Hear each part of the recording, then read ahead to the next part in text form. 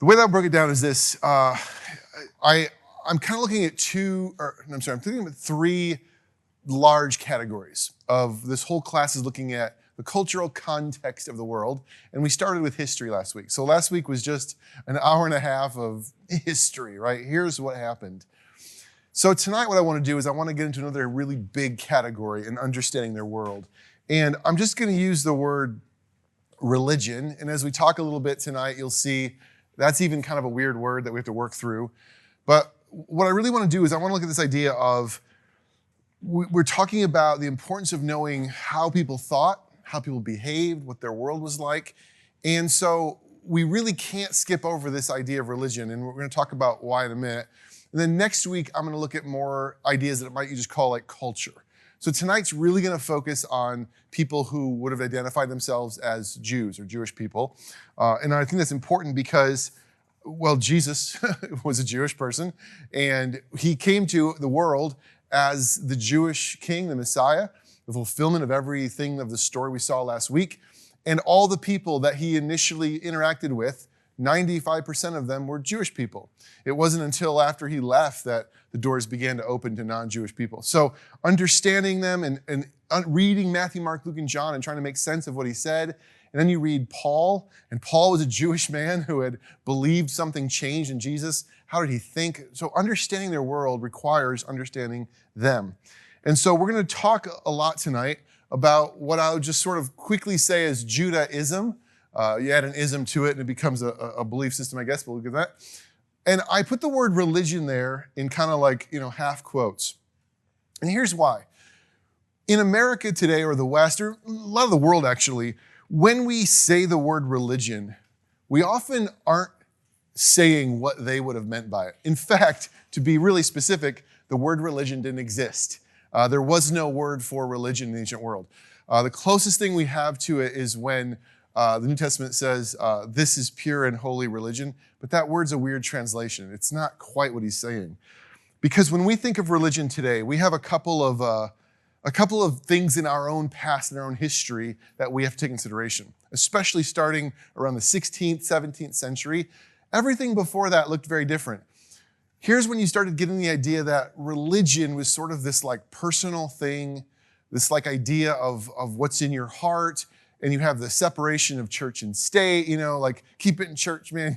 Like religion is sort of over here, and there's the rest of the world, the rest of your life. Religion is part of your life. It's a thing you do.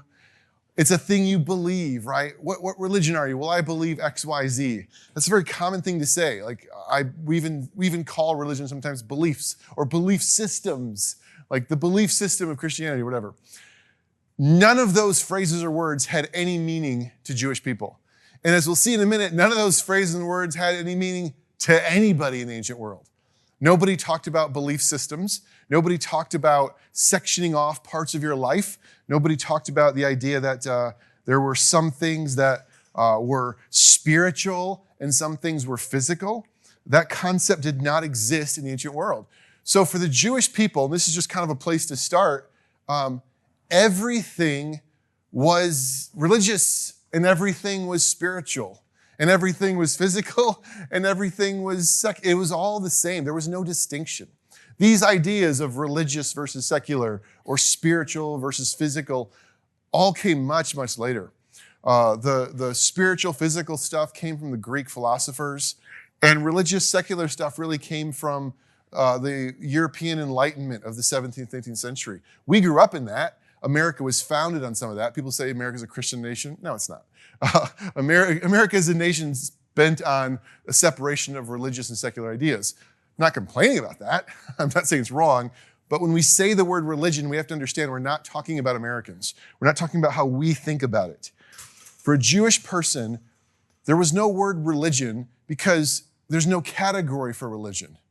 Like in our lives, we can be like, well, I have my family, there's government, there's my social life, there's religion. We make that stuff up. Jewish people didn't understand it. They didn't have that. They had no idea about it. And they weren't alone. Nobody thought that way, actually. There was nobody in the ancient world that used the word religion in any way that we would understand it today. So what did they believe? How did they think? Okay, so what we're going to do, and this is going to be A little bit tying in from last week. So if you were here, it'll help. If you weren't, it's okay. But if you were with me last summer when I walked through the Old Testament, some of this is going to be a repeat for you. I apologize, but it was a year ago. I don't even remember what I said a year ago.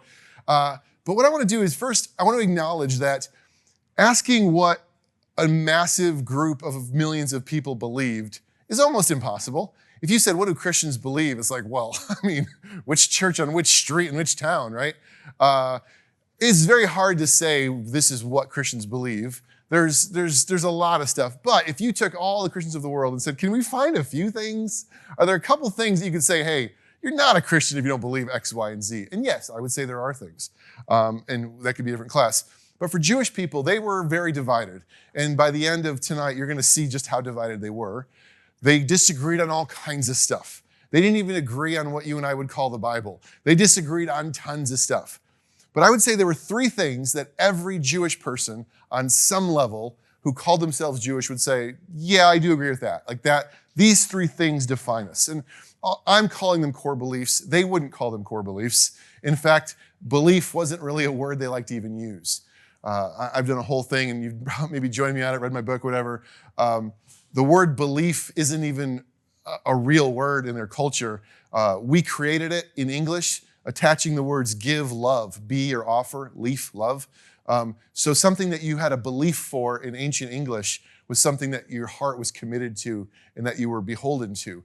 Beloved or beholden all come from the same word. Believe in, give your love, your leaf. So when we say core beliefs, that's my words. They didn't think that way. But there were three things I would say that these were like absolute deep down convictions that guided their life.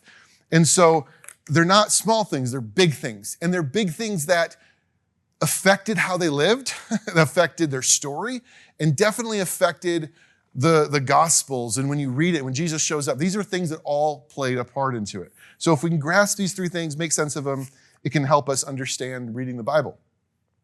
First, the first main core belief, and this is primary, literally first, in the 10 Commandments, the first one, they quote the Shema. Shema means hear or pay attention. Hear, O Israel, the Lord our God is one. Have no other gods before him. Love the Lord your God with all your heart, your soul, and your strength. This is the first and greatest commandment. The Jews would wake up and pray that every morning. It's the first thing they teach their small children to say, the Shema, the prayer.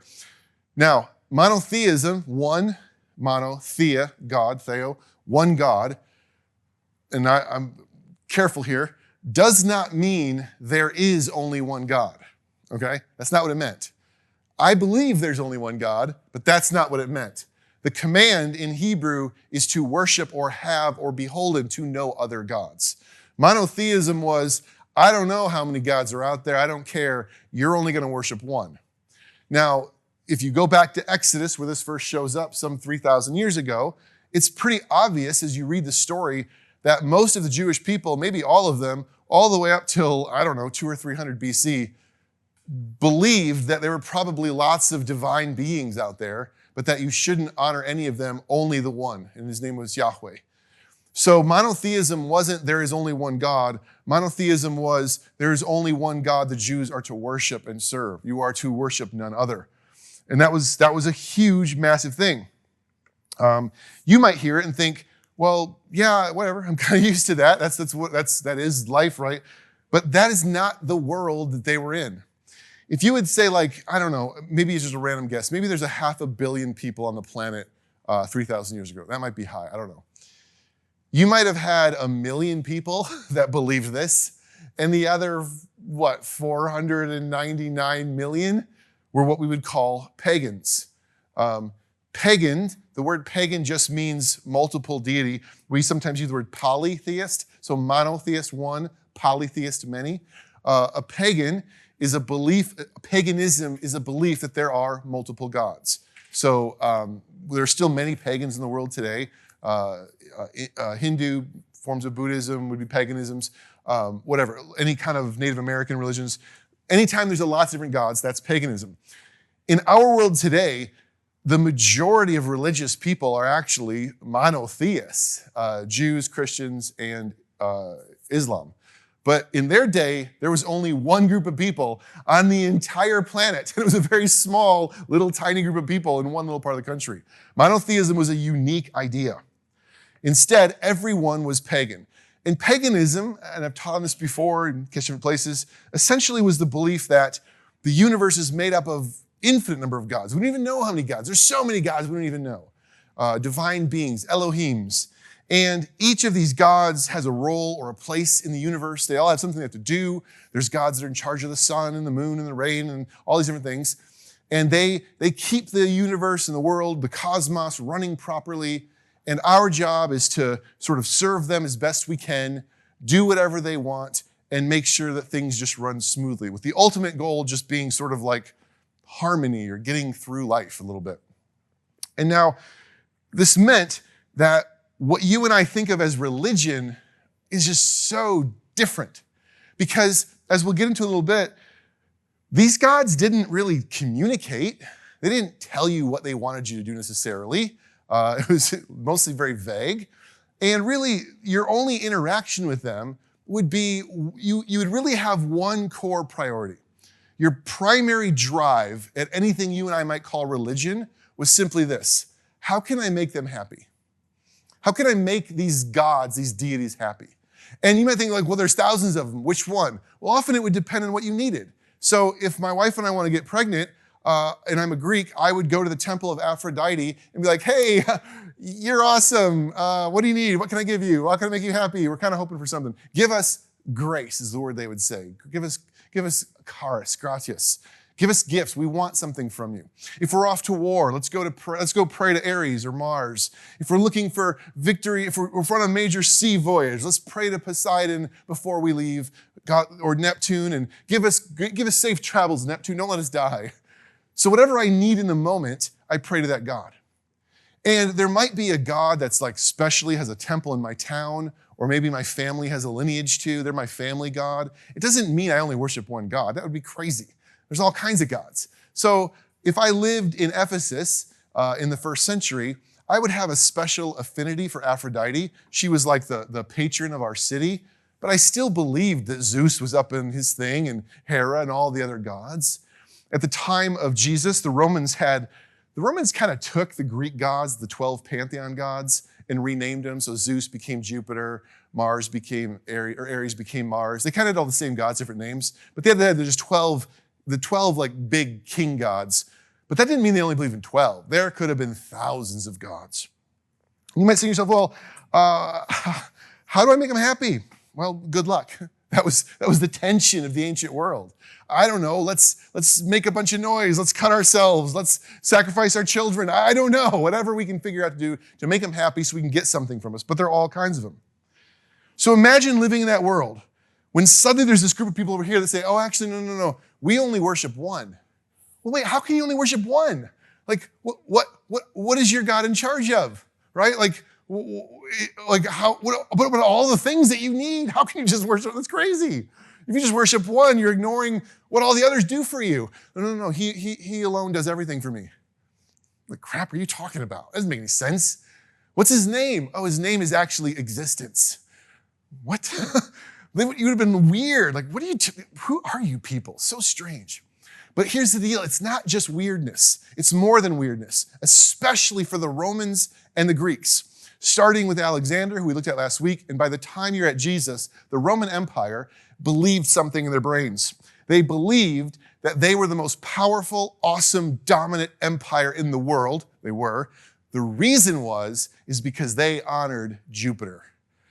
And the god Jupiter gave them favor, gave them grace to be awesome and dominant. They believed that the goddess Fortuna, if you've ever heard the phrase fortune favors the bold, that meant because we're aggressive and we fight, the goddess Fortuna has given us favor, and that's why we are better than you.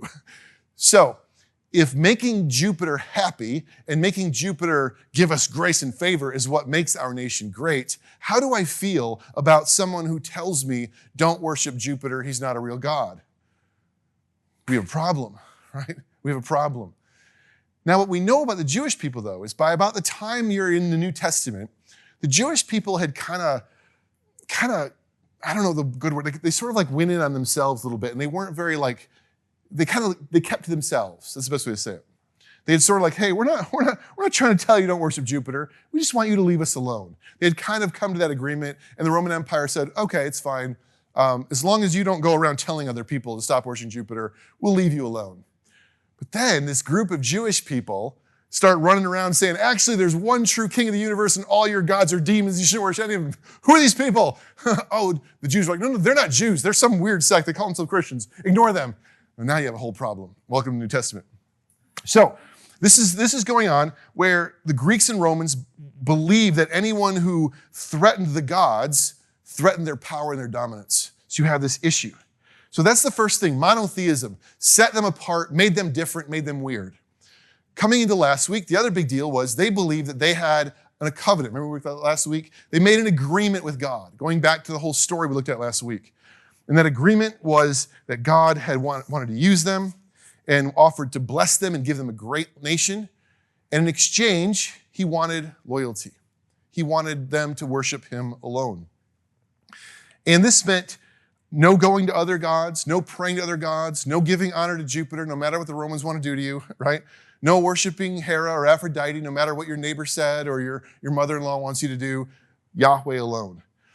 And the way they express this, and this is another important thing about language, when they said love the Lord your God with all your heart, soul, and strength, the word love, ahava, meant to cling to be loyal to, or even obey.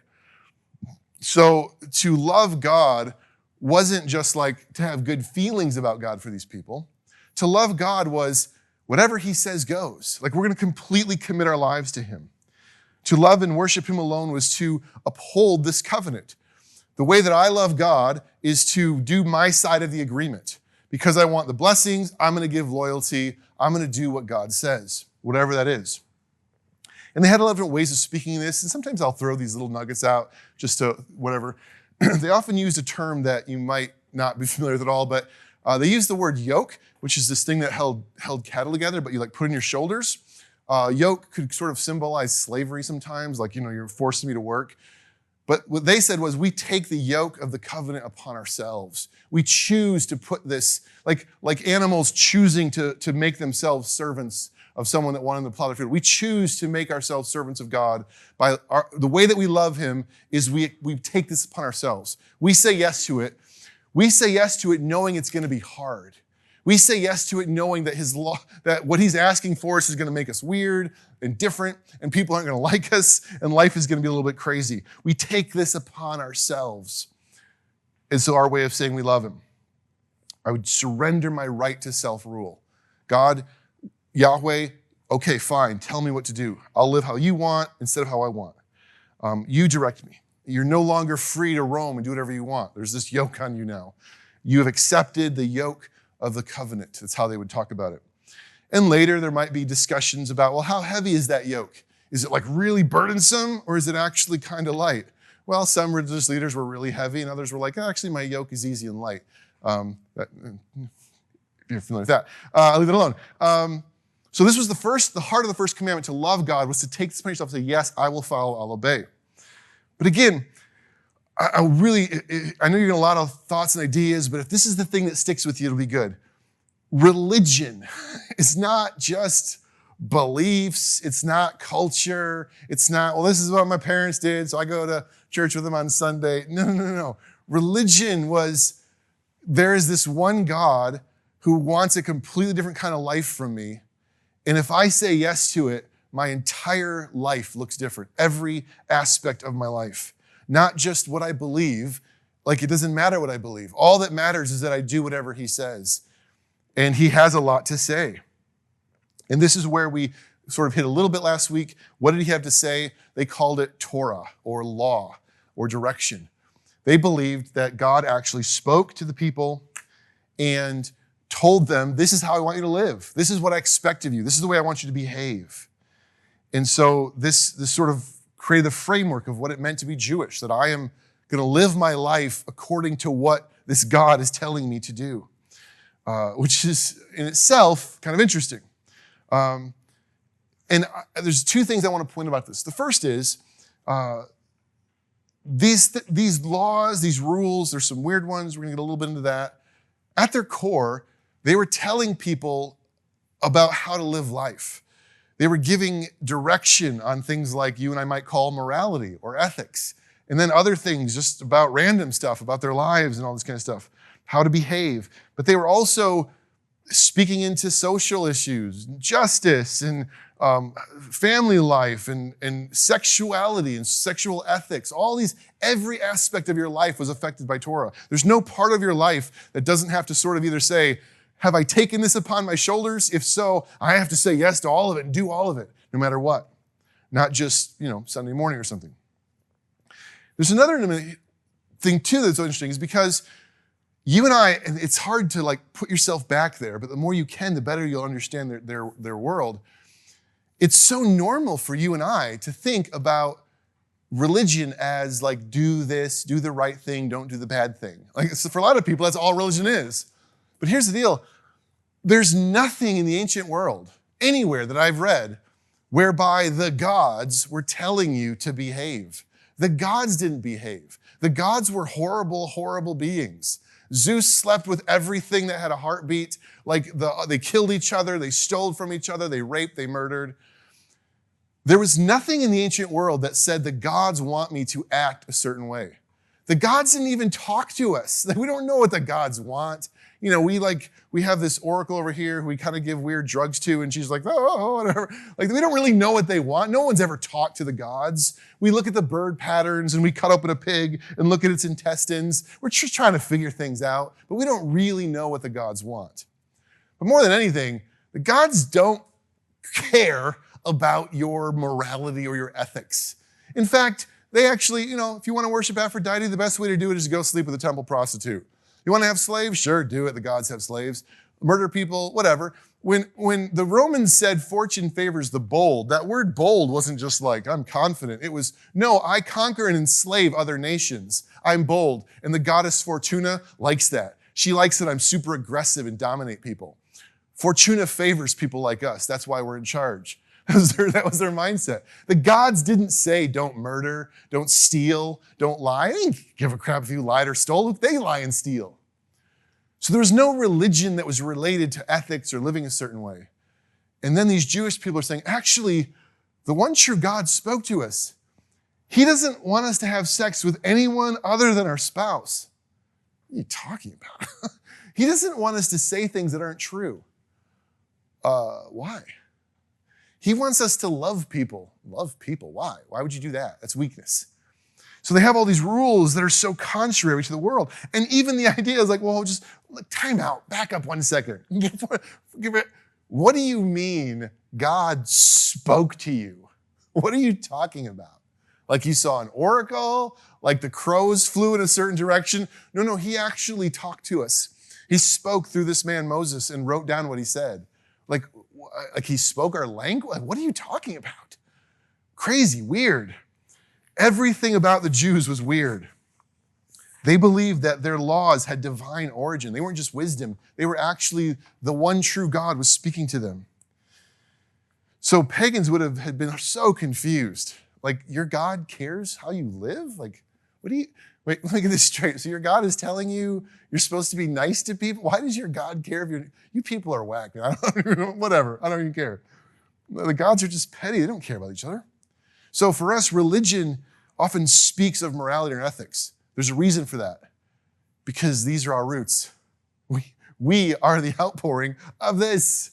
Christianity grew out of this. Jesus was the fulfillment of God's revelation about what he wants for human beings. So where the Romans, others said, do what feels good, treat people however you want, have sex with anyone you want, whatever makes you feel good, money, power, go for it. Those are all good things. That's what the gods do, so that's what we should do. The Jewish people were like, actually, our God's telling us not to do any of that, which sometimes kind of stinks. It kind of stinks that my God is telling me to be generous because I'd rather go make a bunch of money. It kind of stinks he's telling me I can't sleep with whoever I want because I like sleeping with whoever I want. So if you're a Jewish person, you're constantly wrestling. Do I want this yoke on my shoulders? I don't know. That was a tension they were constantly wrestling with. So the Jews were odd. They stood out from everyone else. And they believed that God's laws essentially showed them what God wants and what God is like.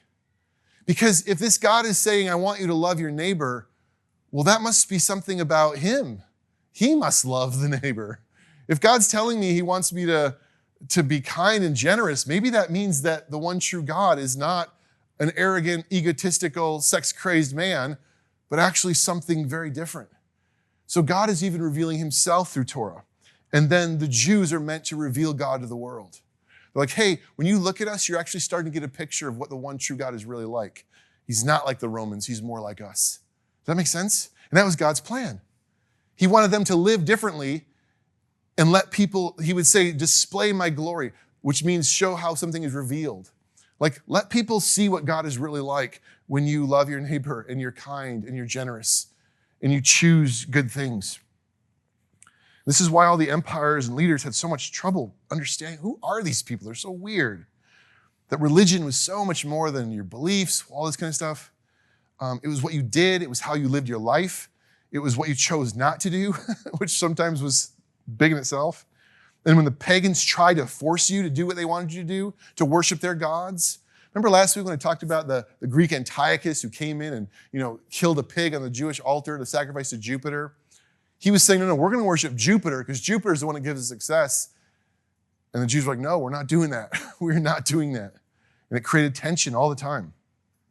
So to be a Jewish today, Jesus today, meant there was one God you worshiped. And to worship him was to understand that you obeyed his Torah and you upheld the agreement you made with him. In a sense, I would say if you look at this, there's a reason why the New Testament actually says this. One of the pictures that God gives us of his relationship is marriage. A marriage is a covenant whereby you decide one person. I'm going to be loyal to them, and I'm going to live in such a way that makes them happy and creates a good relationship, right? That's what marriage is. And God set that out as an example, starting with there was Jewish people saying, this is kind of what it's like. You're going to be loyal to me alone, no one else. You're going to, we're going to come to an agreement that I'll be your God, I'll give you good things, you'll never be alone, I'll always be with you. But in return, I'm expecting you to live and act a certain way. That was what they signed up for. So that's the core, the central ideas of how Jewish people thought in their day and age. That makes sense. I know that was a lot. I threw a lot at you. Everybody okay? Okay. We're now going to build on this. And I want to talk about, okay, this is like, let's call this like theoretical or in your head. What did it actually look like? How did this play out in your life? You're a Jewish person living in 32 AD, living in Palestine, you're a farmer, I don't know, but you're committed. How do you what does this look like? How would a daily life look like for a Jewish person? So for the next hour, we're going to walk through this, and then next week it'll continue. We'll specifically look at the life of the Jewish people tonight, and then next week it'll be like, what would anybody's life, even a Greek person, what would your life look like? What was the world? What was your life like? No way I can give an exhaustive list on this. There's not, I mean, you could do 10 years, but just some big ideas. Here's where I want to start. And I picked some things that I thought would be helpful in reading the Bible, in understanding their world, things that maybe we need to think differently about, that maybe we haven't thought different about. So that's kind of why I picked some of these things. The first, I just want to say this. Let's talk about worship. Because worship's a big word. Worship's a word that we use all the time, even today, right? So you read the Bible, you worship, yeah. And I'm if you're like me, maybe you hear that, you see that word, and immediately you're like, in a big auditorium with a rock band and smoke machines, like Jesus, worship. And I would say we'll get into it a little bit. And I remember having a conversation saying okay, what is worship? It's not music, right? Well, what is it? Oh, it's like, it's actually just living your life a certain way. And I said, well, that's good. Is that what the Jewish people would have thought? When a Jewish person said worship, what were they thinking? And that can be a little bit tough. The Greek word that we get worship from, proskuneo, means to bend forward and kiss, like you're kissing the ring of a king or a ruler, but you're showing homage to. So it has a sense of lowering yourself, honoring, making something else great. But when we say worship, we're usually talking about music or singing or expressing something. And I do think expressing yourself is part of worship, but it wasn't singing. It wasn't a rock band. For the Jewish people, and really they weren't different from a lot of the rest of the world, worship at its core was sacrifice. Worship was sacrifice. And even in the New Testament, like Paul will pick this up and say, your spiritual worship of sacrifice is actually sacrificing yourself. But when people said worship, the first word that popped in their head was sacrifice. We don't really think that way. Did anyone think sacrifice when I said the word worship? Maybe. But sacrifice, and I don't mean like, I gave up smoking for Lent. No, I mean, like killing an animal, sacrifice. That was worship. It was their primary way of understanding worshiping God. So let's talk about that a little bit. First, when I say sacrifice, I almost always mean an animal. There were other things you could sacrifice, but usually it was an animal. And it really was kind of what you're thinking. Nothing crazy here. Animals were killed. They were butchered. And by butchered, I literally mean butchered, like cut up like a butcher in meat, right? And prepared as meat. When they would offer the sacrifices, they would take blood and they would sprinkle it on this altar, this holy place. We'll get in a little bit. Sometimes they would burn the fat and the smell of it.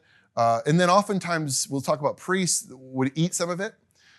So you're like, what were they doing? Well, that's kind of where it is. They did different things. Sometimes they would burn it all, like completely burn it. That's where we get the word Holocaust. That was a sense of wasting. When you wanted to completely waste something, like give me nothing from this. So let me pause there. A Holocaust, and I know that's a heavy word, but that's where it comes from, was to completely burn and waste an offering. There's nothing left. Well, what is the flip side of that? Something left, right? Most sacrifices, far and away, most sacrifices, there was something left. You would actually take an animal to the temple.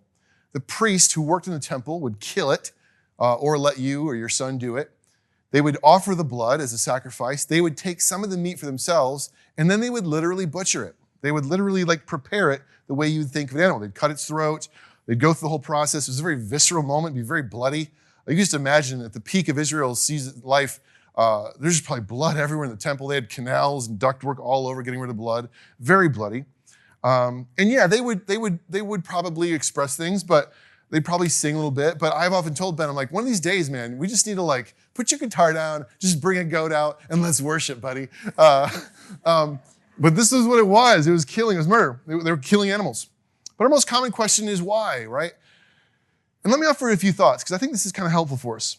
The most common thought I have found that comes into people's head when we talk about sacrifice is something close to what maybe you and I might think of as forgiveness. The word atonement you might have heard. Atonement is sometimes it's translated as to make amends, but that's not what the Hebrew word meant. The Hebrew word meant to wash, purify, or scrub away. But you could say I atoned, there's a problem between us and I need to fix it, right? I got to bring us back together. That's kind of where atonement comes from.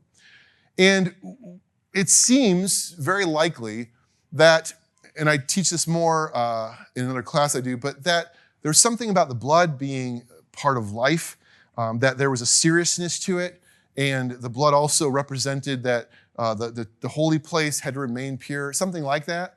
So there's definitely a sense in which sacrifices dealt with, I've done something wrong. But this is important to know too. This picture in your head that they were just offering sacrifices for sin is not actually true. Because once a year, number one, if I had to kill an animal every time I made a mistake, I don't know how we'd run out of animals in a day. Once a year, they had something called the Day of Atonement, Yom Kippur. And on that one day, the high priest would actually bring all the people together. They'd bring a goat, and he would symbolically place all of our sin upon the goat. And they wouldn't kill it.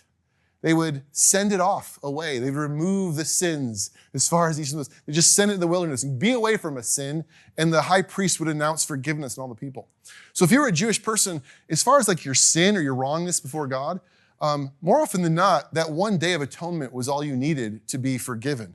But they did have ways, I did something stupid. I just really want to say I'm sorry. You could come to the temple with an offering and say, I'm just giving this as a sin or a guilt offering. But those were not the majority of things. The majority of time, when you brought an animal to sacrifice the temple, you were actually having a party. Because after they took some of the meat, they gave you the rest.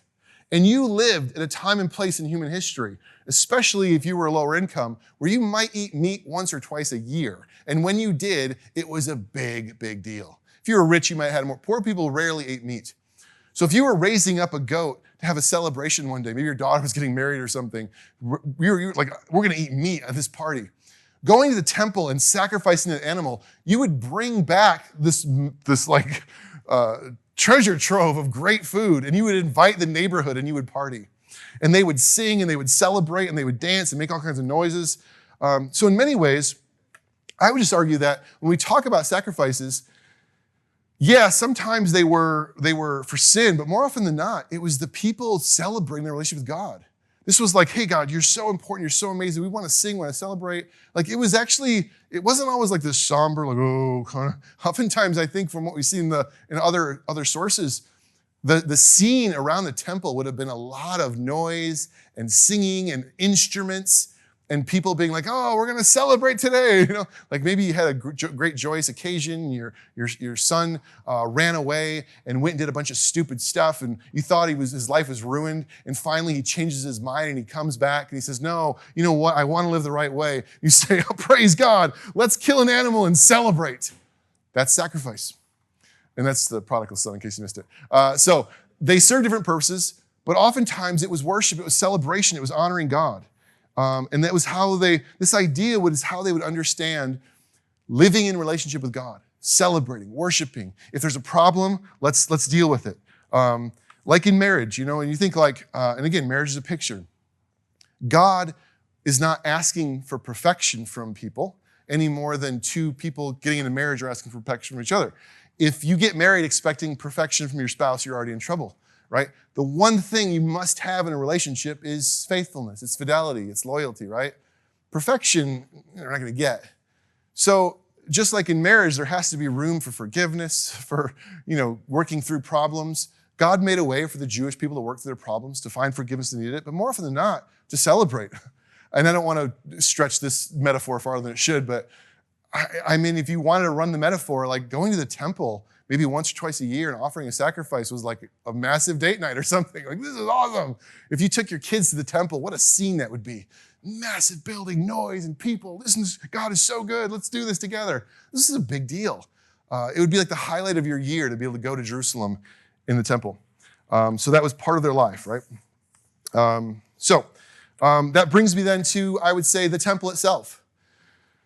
I'm in the middle of finishing up a series now. Just this week, we talked about the temple here this weekend. The temple was first built by Solomon, and then it was destroyed by the Babylonians. It was rebuilt by Ezra and Nehemiah. That became the second temple period we talked about last week. And then King Herod the Great constructed the greatest temple in Israel's history. It was in process of being built while Jesus was alive. There's a story like, see all these great bricks? They were still finishing it. And then shortly after they finished it, it was all destroyed again. But the temple was the center of all religious life. It was where everything happened. It's where the leaders met. It was like, for us, we think of temple, it's like church. No. It's more like the White House. Like this is the epicenter of the world. In David's time, in Solomon's time, the temple was basically right outside of his palace. Like you just walk down the hill and up the other hill, you're in the temple. This is the center of everything. It's where God's presence was. It's where everyone came together. And so it was all of life for the Jewish people flowed out of the temple. So when Jesus had harsh words to say about the temple, it was serious, right? You're not just talking about a building. You're talking about all the leaders that work in it, all these kind of things. And the leaders that worked in it, I mentioned them briefly, but I'll hit on them, were called priests. Let's go to the next one. Priests. So a little bit about priests. You might hear that word a lot. When God puts the nation together, there's 12 tribes. 11 of the tribes are given land and basically said, go live, bless. One tribe, all the people that came from Levi, who was one of the 12 sons, God said, you're not going to own any land. I'm going to have a special plan for you and all your descendants. Everyone who's a Levite, your whole life and all of your siblings, everybody that's a Levite is going to just commit your life to working for me. You're not going to own any land. Instead, you're not going to work. You're not going to be farmers. You're not going to be anything. All you're going to do is devote yourselves to me. And essentially, you're going to stand in the place of everybody else. So all the people who are soldiers, farmers, everybody else, you're going to serve them by being an intermediary. Like when they bring the goat, you're going to kill it and offer it, right? When they want to worship, you're going to help lead the songs and things like that. So the Levites were in charge of all the things that were related to God.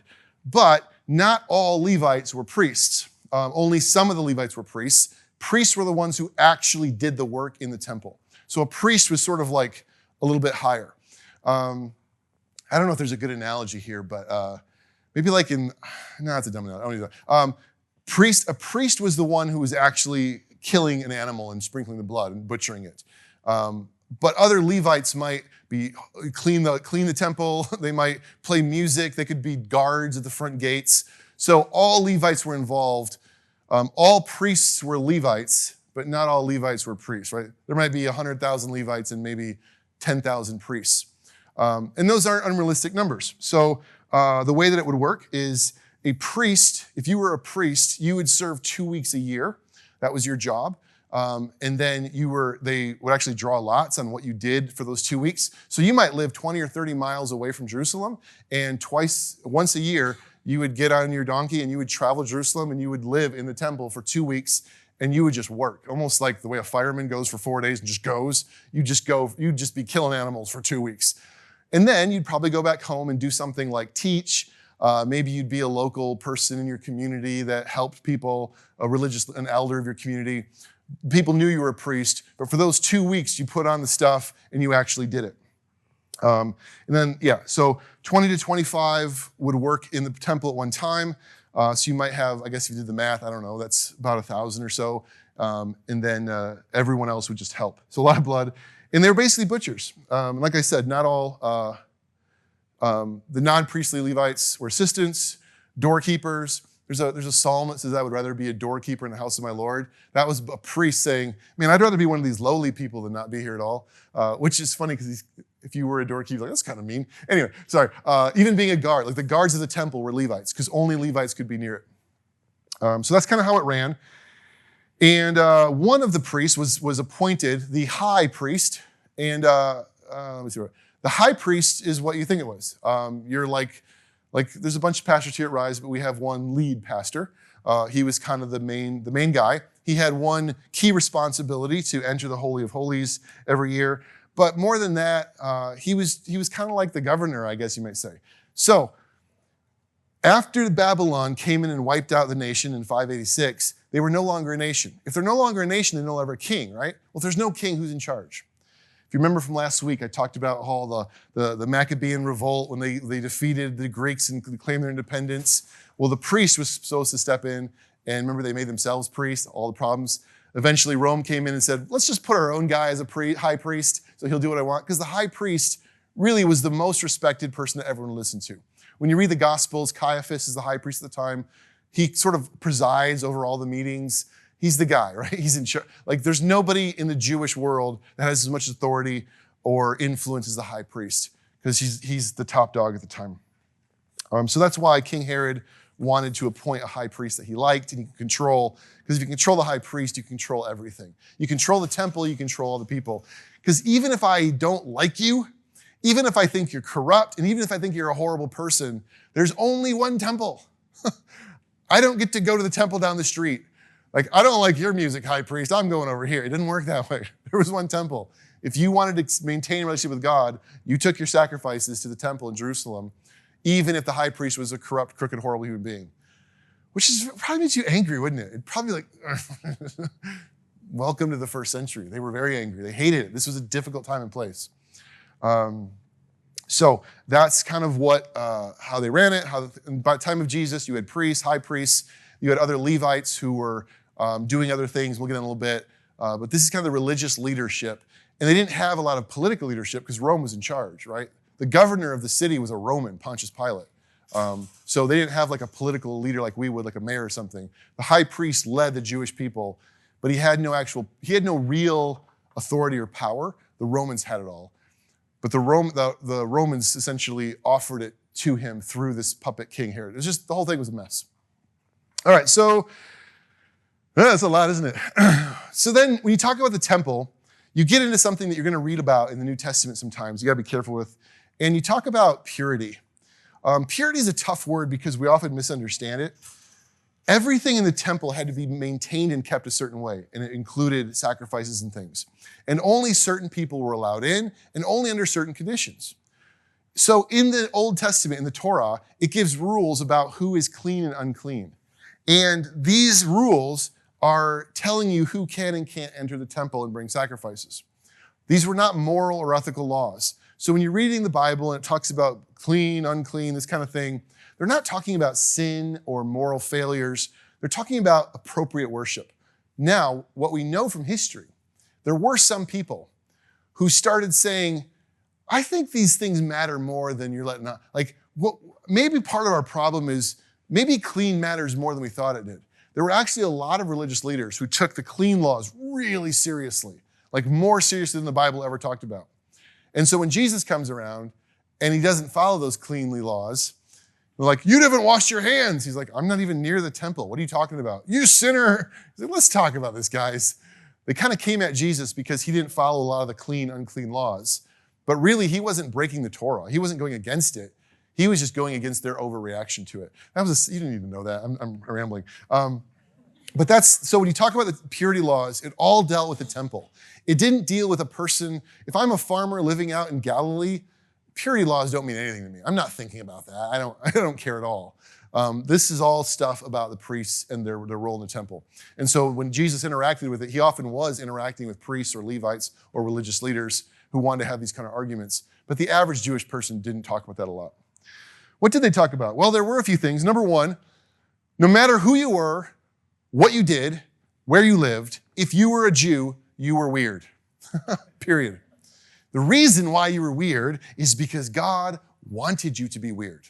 It was his plan. So if you took that yoke upon your shoulders and said, okay, God, I'm going to do whatever you tell me. Okay, I'll love my neighbor. Got it. Okay, I'm not going to lie. Got it. Okay, if I go to the temple to sacrifice, I'm going to be clean. Got it. You want me to cut off what now? Wait, why? What am I can't do what? What? Hold on. I can't shave what? What are these?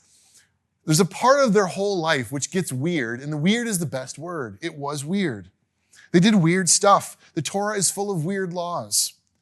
And we talked about that a lot in my interpreting the Bible class, but the most important thing is to know that the point of these laws was he wanted them to stand out. And this is just a good thing to know about the Old Testament.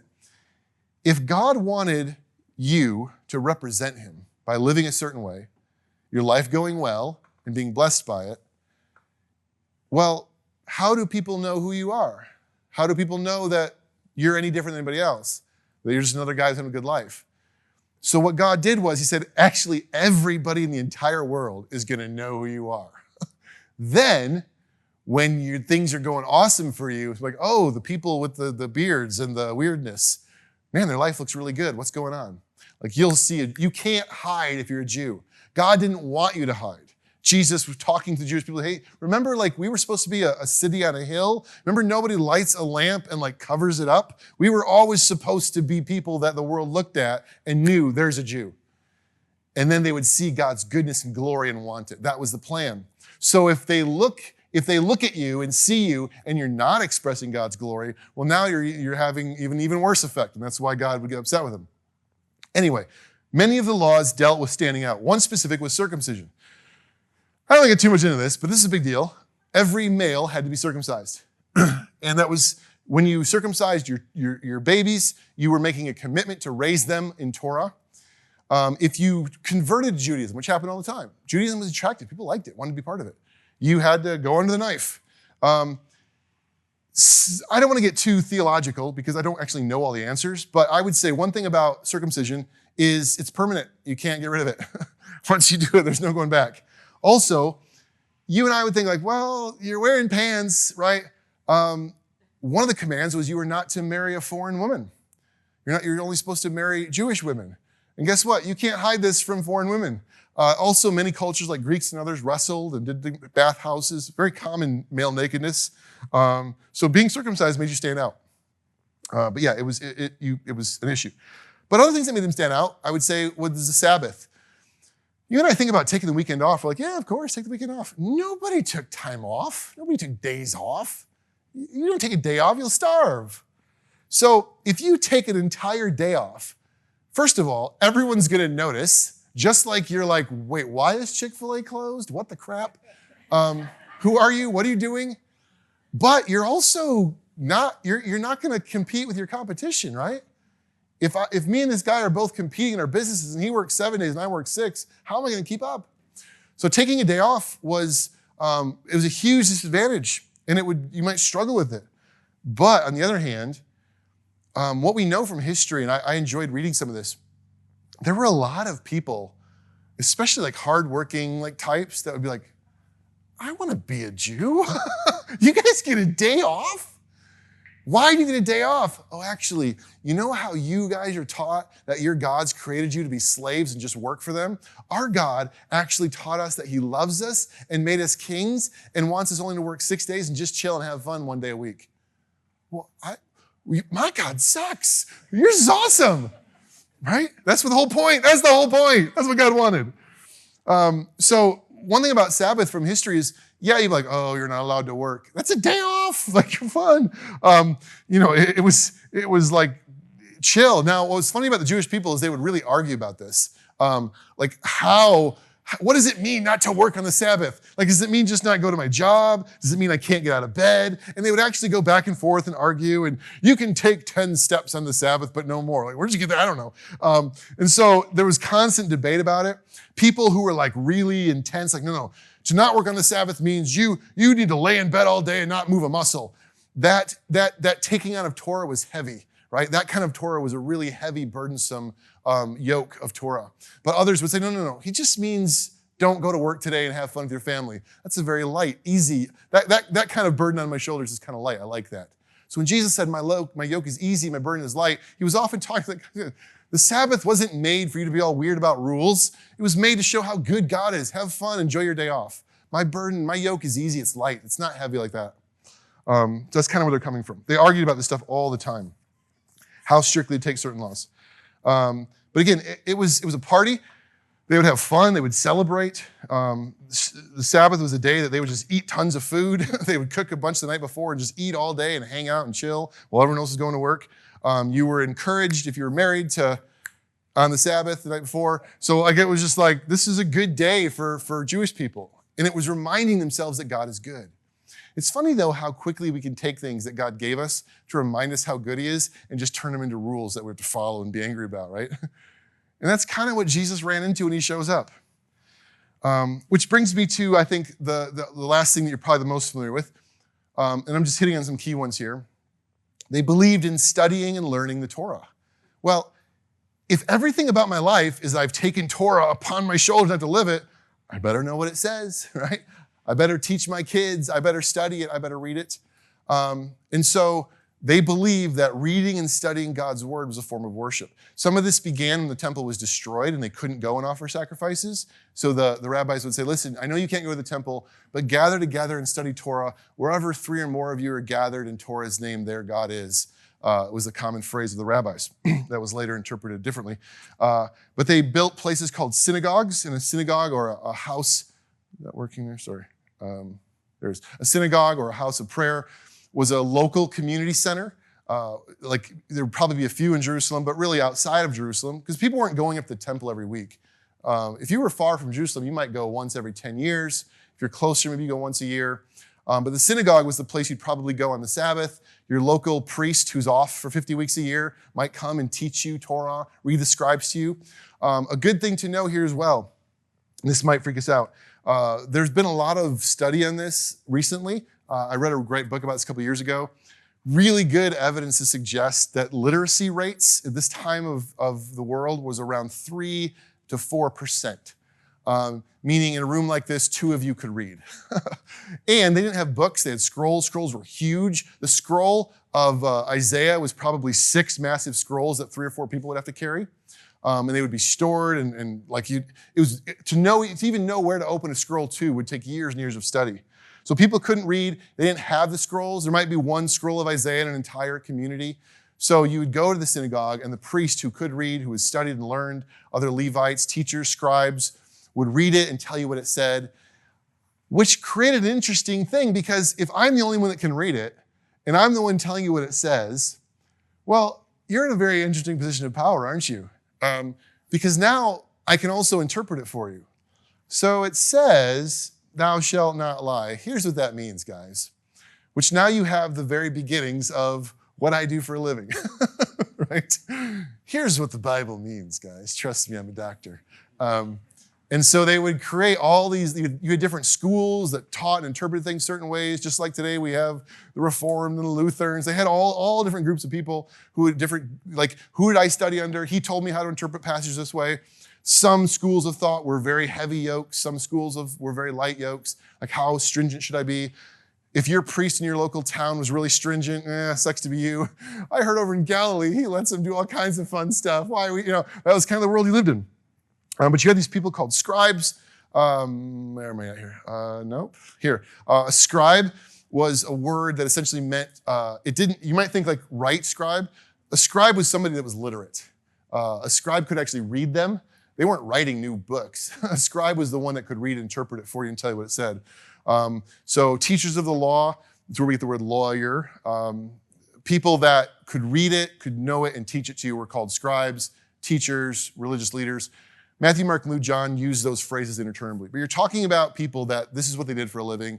The few people who had access who could read. They were the gatekeepers and taught people how to live. And then lastly, in this section, I would say, another thing I just want to touch on is you read the Gospels, and that's our primary access to some of this. And Jesus starts interacting with these people especially. And we're going to talk about some of them specifically after this. And it seems like they're fighting a lot. They're kind of the bad guys all the time. But I want to make something very clear, that when Jesus was upset with them, he wasn't upset because there's something wrong with the law. Because if you actually read the law, it very much called them to love people, right? At the core of Jewish theology was that they were actually supposed to be kind and generous and honest and humble. God wanted them to look differently than the rest of the world. That was his plan. So when Jesus came and condemned leaders, scribes, people that were teaching it, his issue wasn't with the law. His issue was like, guys, you have become so obsessed with the minutia. There's this moment where he's like, listen, in the Torah, it says not to eat insects. I get that. But you guys will literally sit there and like strain your water just in case a gnat goes in through it. But then you'll like turn around and eat a camel, which is a joke because like you couldn't also eat a clothed animal. And the camel's the biggest one, like a pig. He's like, you'll avoid not eating a gnat, but then you'll eat it. You like spend so much time on the details and you're not even, the point is justice, mercy, and faithfulness. You're missing the point, guys. That was Jesus' issue. They were missing the point. That what the Torah intended for them to shine, to look differently. God wanted the Jewish people to be attractive to the world. The whole plan was that people would look at the Jews and be like, man, your lives are awesome. And instead, the Romans would look at them like, you guys are a bunch of arguing jerks. Get out of here, right? And Jesus is like, we have totally missed the boat here. You're arguing about the laws and you're not actually doing what the law really wanted you to do, which was to show God's goodness and greatness to the world. And instead, look at us. We're just fighting amongst ourselves, fighting for what we want, getting nitpicky over dumb stuff. And then when he said that to him, what do? We're going to kill this guy. Okay, so here's where I'm going to end. And by end, I mean I still have a lot left. When I said that they didn't agree, I meant they didn't agree. Jewish people fought all the time. They just fought all the time. When you read Jewish literature, like everything is that person's stupid, this person, like they fought all the time. They disagreed all the time. And they divided themselves a lot because you know what? They're humans, right? We still do it. And so I want to talk about some of their divisions because some of the divisions will help us read the Bible better and understand where they're coming from. So again, you have the Levites, the temple, the priests, you have normal people living their lives. And among them, you had different groups that formed. One of the groups that formed was actually a very small group, but a very, very powerful group. If you're talking in modern day language, I would call these people the 1%ers. They were probably rich. They probably they had money. Most Jews were poor though anyway, because Rome oppressed them. But for their culture, they were rich. But more than anything, they were powerful because they were like the people that controlled everything. Like they were the Illuminati, right? They were like the high priest, all the guys that were in charge of stuff. They sort of came together, most of them, and formed this group. and they were known as Sadducees. So when you read about Sadducees in the New Testament, these are the religious ruling elites. They're the top dogs. They're not a big group. They're a small group of people. There's a group called the Sanhedrin, which is like this place that Jesus was brought to. The Sanhedrin was like a gathering of like the top dogs to make big decisions about the group over the back. Most of these guys were Sadducees. They had power. And now there's something important about the Sadducees that if you kind of come to grips with it and understand it, like it helps you read the New Testament. So I want to tell you two theological things about the Sadducees. And it's okay if you don't remember something, but you get the idea. The first is this. The Sadducees were theologically conservative. Now, I don't mean they voted for Trump. I mean, they meant this. You and I have the Old Testament. It's long. How many books? My brain just blanked. Lots of books. And what? 37. How many of the 37 books are actually the Word of God? Well, if I asked you that, you'd be like, 37? If you asked a Sadducee, they'd say, 5. So the Sadducees didn't believe that all the other stuff was actually Word of God. Some of them are like, yeah, Isaiah's okay, but I don't know if he was a prophet or not. Psalms, that's the Word of God. David's just rambling. What I believe is the Word of God is what Moses wrote. Genesis, Exodus, Leviticus, Numbers, Deuteronomy. That's the Word of God. So being conservative meant you can read your Proverbs and your Micah and Nahum, or whatever, but it's not the Torah. We live by the Torah. Why does that matter? Well, here's why it matters. Because so much of what we talk about as Christians came about through this thing we often call prophecy.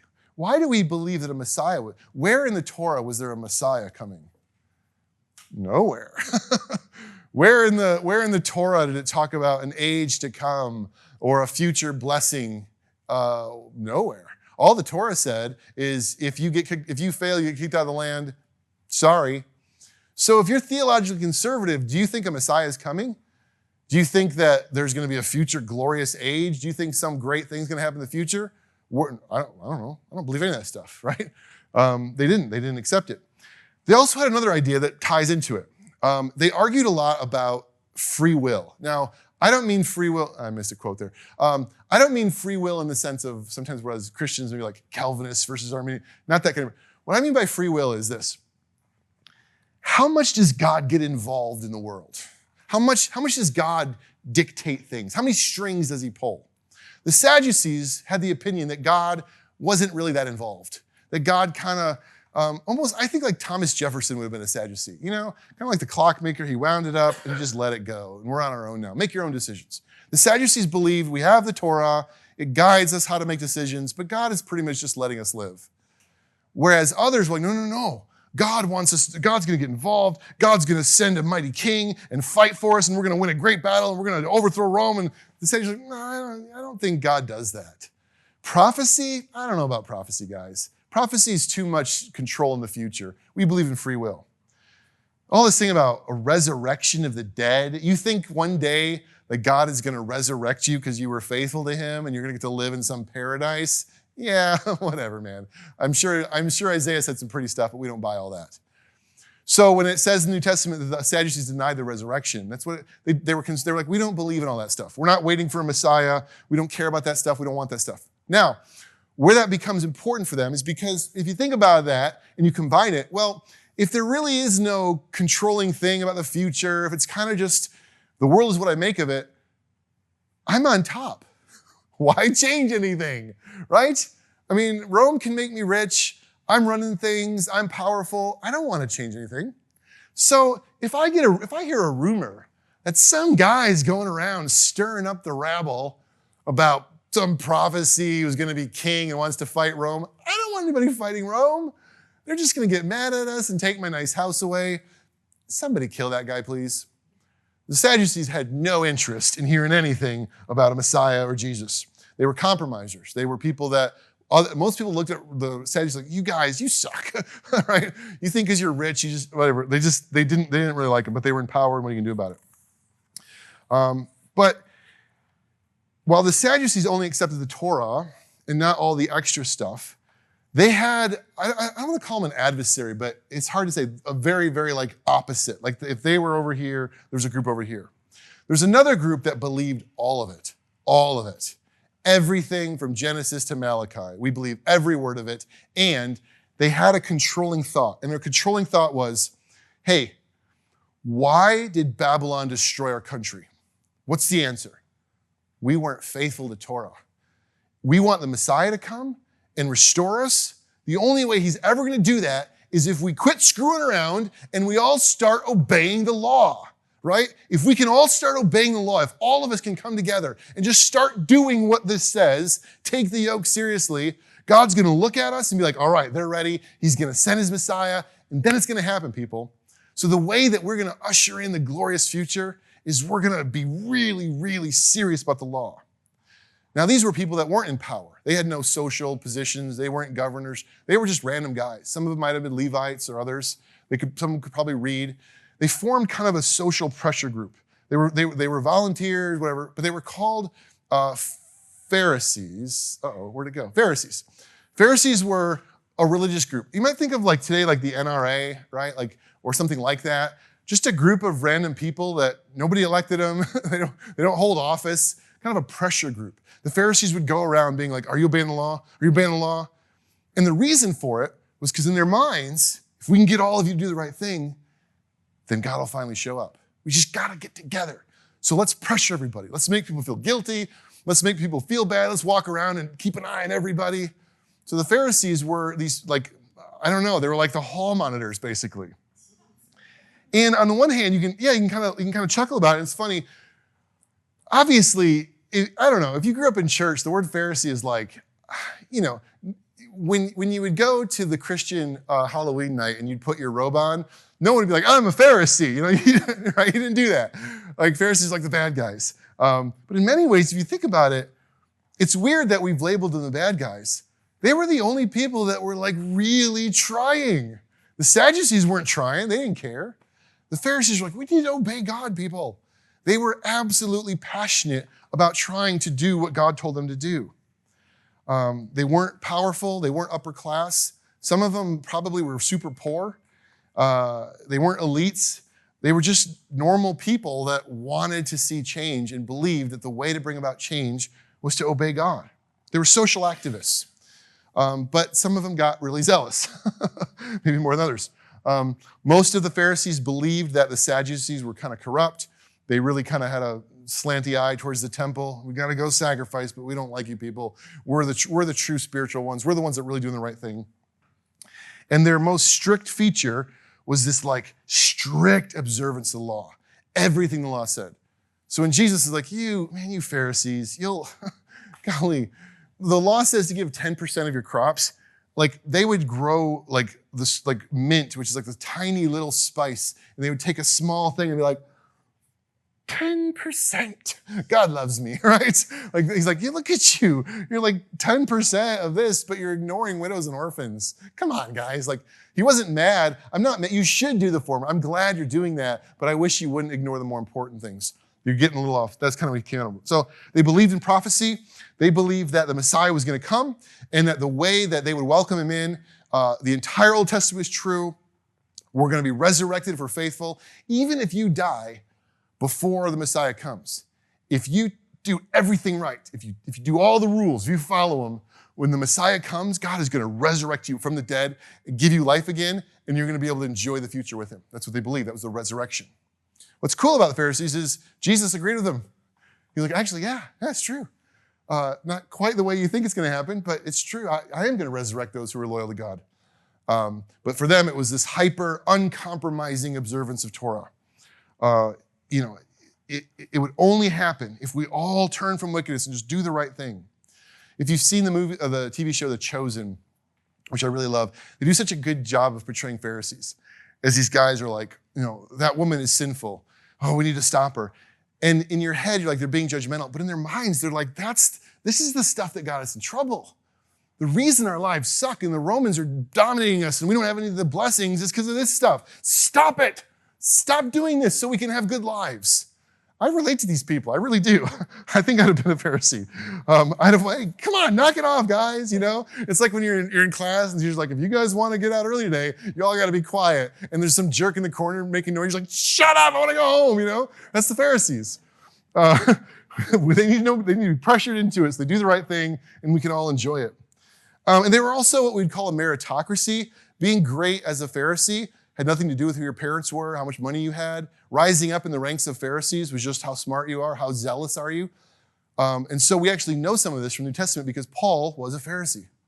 Paul he'll tell us, I was so zealous. I went around killing Christians because I thought that they were causing trouble. I did everything the law wanted me to do. I was so passionate about obeying the law. I was a Pharisee. That's how I thought God's kingdom was going to come, by us being zealous for the law. And Paul's like, I actually look back on that and realize it's all a load of crap. Literally, he uses the word crap. And instead, it was always just Jesus. Like Paul has that epiphany. But that was his heart. That's where he came from. So that's the biggest issue Jesus has with them. It wasn't that they wanted to obey the law. Jesus was like, no, I'm glad you're doing that. The problem is you guys are also missing the point. The Sadducees are missing the point, but so are you. They're just giving up and getting rich. I don't like that. They want to kill me.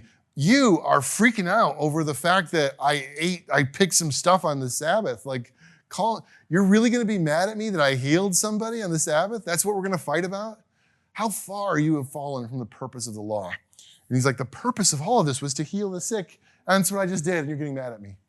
So you see the way their over-legalism caused problems for him. But at the same time, I think Jesus was closer. I think he connected with the Pharisees. They wrestled with him because they're like, we were waiting for the Messiah. Are you it? And they would kind of like, wait, hold on. And they would say, wait a second. Isn't the Messiah going to do this and this? Like, isn't the Messiah going to call us to be even more strict? And this guy, he's just playing kind of fast and loose with Torah. I don't know about this guy. And so eventually most of the Pharisees were like, we don't think this is the Messiah. When the Messiah comes, he's going to agree with us and call everyone to legalism.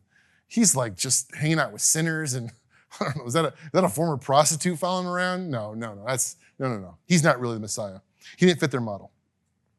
Okay, so you had the Sadducees who were just rich, get along. I like things as they are. It's good for me.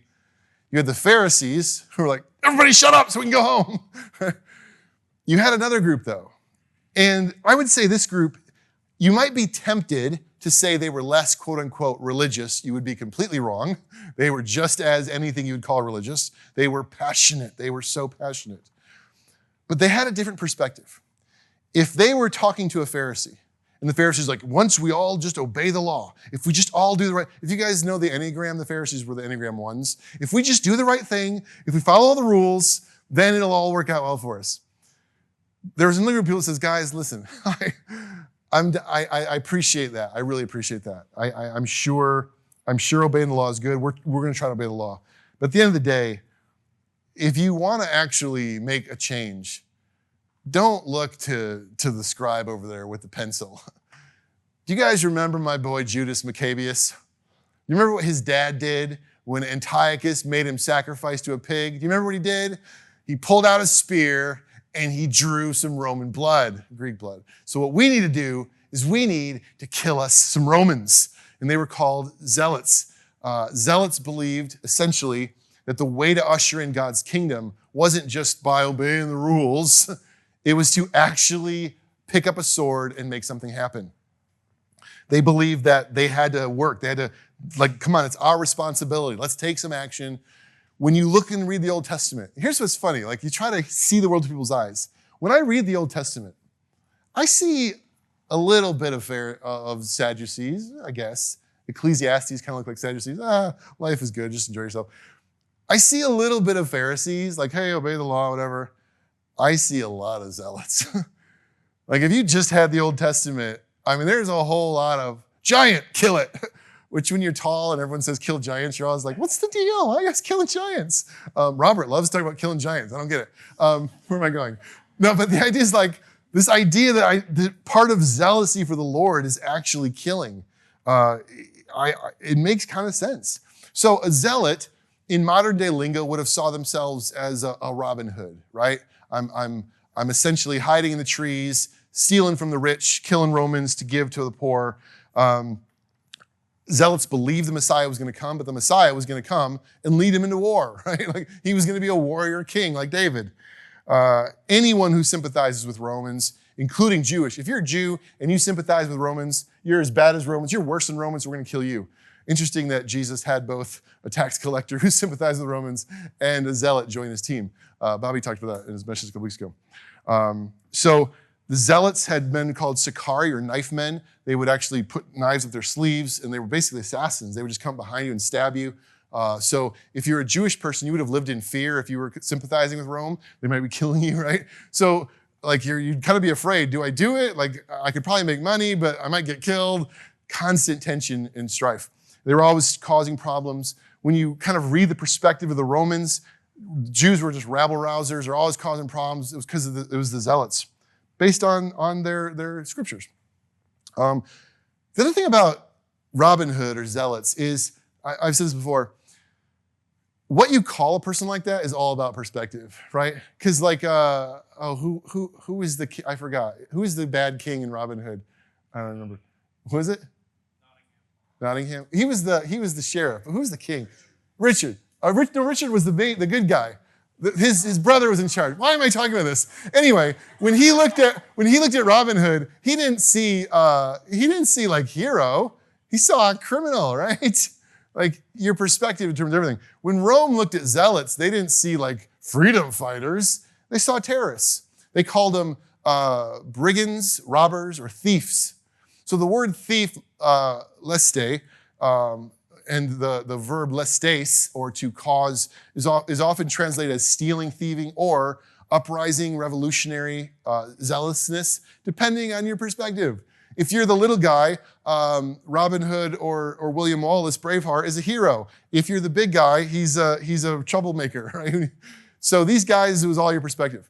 But the reason I want to tell you this is because zealots were called zealots by the Jews. You're zealous for God. They were called lestes, bandits, robbers, thieves, by the Romans. Rome didn't crucify people that stole. If you stole, they threw you in jail. Worst case scenario, they'd cut off an appendage. Rome crucified people who threatened Rome's power. So when they crucified thieves, they weren't crucifying people who stole stuff. That's a mistranslation. And when Pontius Pilate comes out and says, every year I'll release someone to you, what about Barabbas, right? Do you want Jesus or Barabbas? And it says Barabbas had murdered during a lestes. He was a zealot. He was a social upriser who had been caught by the Romans, probably murdered a Roman centurion or something. They crucified people that were zealots. If they thought you were rising up and trying to threaten Rome's power, they crucified you. Notice that when, I think it's the next slide, what did they say about Jesus when they crucified him? They actually had that he was crucified among the thieves. So Jesus was essentially accused of being a zealot. He was accused of starting a revolution. So when they bring Jesus to Pontius Pilate, what has he even done? And they're like, he's starting a revolution. He's no friend of Caesar.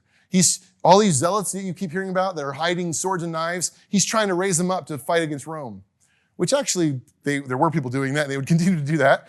But Jesus was doing what? The opposite. He was saying, put your swords down, it's not why I came. And yet they accused him of the opposite thing he was doing, and they killed him as though he were doing it. They murdered him as if he were an insurrectionist, even though he was speaking against that kind of violence. He was telling his followers, this isn't the way that my kingdom's going to come.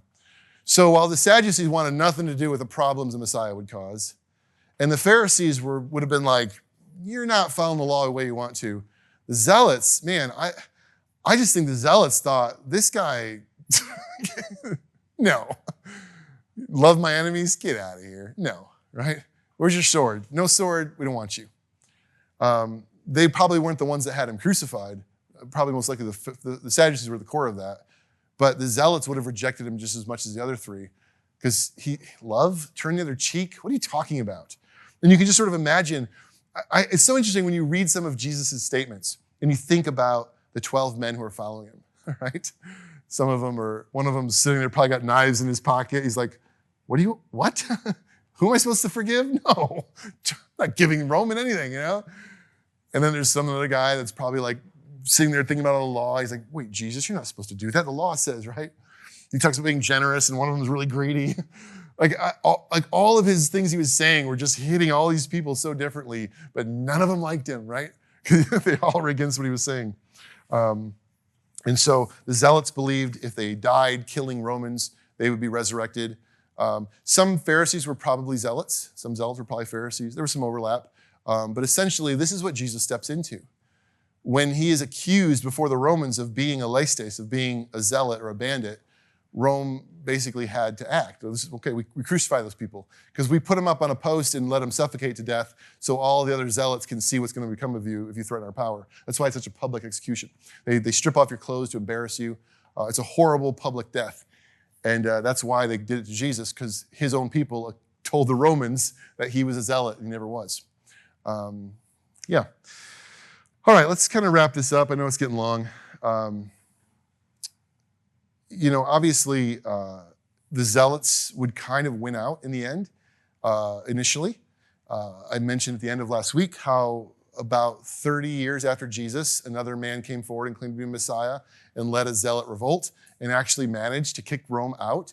They took the whole garrison, restored the city of their own, and then the emperor at the time, I think it was Vespasian, sent his son Titus and just killed them all. Kind of left some things standing, and then about 70 years later, another uprising of Zealots happened, and Rome was done with Jerusalem at that time and burned the place to the ground. And it wasn't, actually there's still no temple. Today you can go to one piece that's left of the temple, the Wailing Wall. It's never been rebuilt after that.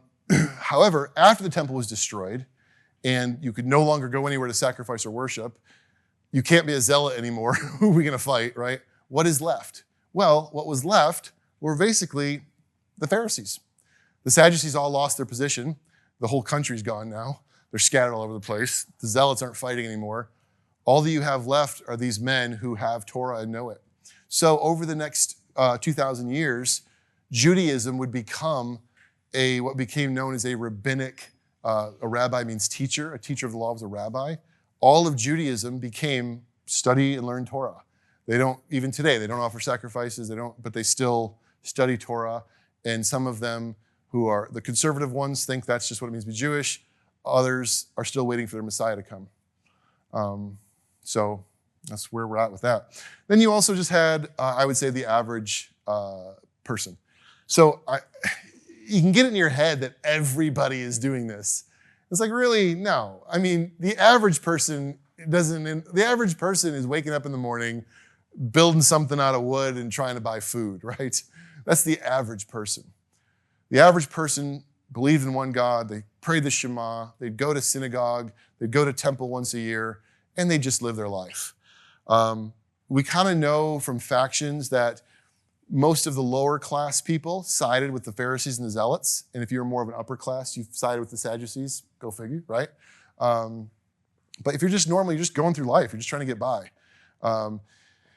Depending on how poor you were, the easiest people for the Zealots to rile up were the really poor and oppressed, because your life sucks and it's the Rome's fault. So I can get those people angry and they'll come fight with me. But yeah, the upper class were like, Rome is okay. They make us rich. Why fight it? And so you had a lot of the common people that were just living. And so I would say all of the people were looking to their leaders. They were looking to, whether it was a Pharisee or a priest or a Levite or a teacher or whatever, like, what does God want from me? Like, what does God want from me? I know I'm supposed to obey Torah. I can't even read it. The stuff I can read sometimes doesn't make sense. I know I want to be faithful to God. I want his blessing, but I'm not quite sure what to do. And it's just this melting pot of just tension and boiling ideas, right? And Jesus just walks in the middle of it and says, okay, do you want to know what God really wants from you? Do you want to know how to find the life he promised you? Follow me, I'll tell you. And that starts the whole Christian movement, the following of Christ, believing that he's the one that knows. And some of the Pharisees would have been like, oh, yeah, I like it. And others like, no, right? Some of the Zealots laid down their swords and followed him. Some of the Sadducees, I don't know this, but I bet there probably were a few of them that really maybe he is the Messiah. Maybe I should give up on my money and comfort and follow this guy. One rich young man comes to him and says, Jesus, I want in on this. And Jesus, oh, go sell everything you have and give it to the poor. And he goes away sad. So clearly some Sadducees didn't take into it, but some must have. So Jesus comes into this, and there's people wanting to fight. There's people wanting to be legalistic. There's people wanting to do nothing. and everyone's got an opinion, everyone's fighting, and he gives his message, and nobody likes it. But you see the way it hits on all these different areas. So that would have been being a Jewish person, right? So if you're a Jewish person and Jesus shows up, this is the world, this is what's going on around you. The Messiah, oh, is he a Pharisee kind of Messiah? Is he a Sadducees Messiah? Is he corrupt like them? Is he a Zealot kind of Messiah? What's going to happen here? What does he want from me? And you'd hear his message and you'd be like, I don't. And Jesus like, yeah, some hear my message and it's like seed thrown on the ground and it just rises up and it's strong. Other people, it's like falling on rocks and they don't hear it at all because I'm not saying what you want to hear. But those who actually want to hear what God has to say, they hear it and start following me and live differently and change the course of history. So that being said, once they change the course of history, they then start to spread. About 5 or 10 years in, after Jesus, they get this idea of we should go and tell everybody, even the non-Jews. And they start going out and preaching Jesus to people who had no idea of anything I just said for the last 2 weeks. So if you heard the gospel and didn't know anything I said last week or this week, what would it sound like to you? Like, well, is this another God? Which God is this? What are you talking about, right? And all this, you'd struggle with all these things. So what I want to do next week is I'm almost going to lean a bit more into some of the rest of the New Testament because I want to talk about parts of culture that everybody would have experienced. If you were a Jewish person or you were a Roman living in Corinth or something, and you hear this message. So we're going to talk about family. We're going to talk about society, politics. I've talked a bit about women and stuff already. We're going to talk about that. Slavery, all these kinds of things are going on. Honor, shame, a lot of different things. So next week's going to be very much about culture, whereas this was specifically more about the Jewish people. And the culture will fit with the Jewish people, but it'll also expand beyond it. And you'll see a lot of ways that New Testament passages are deeply impacted by those cultural realities.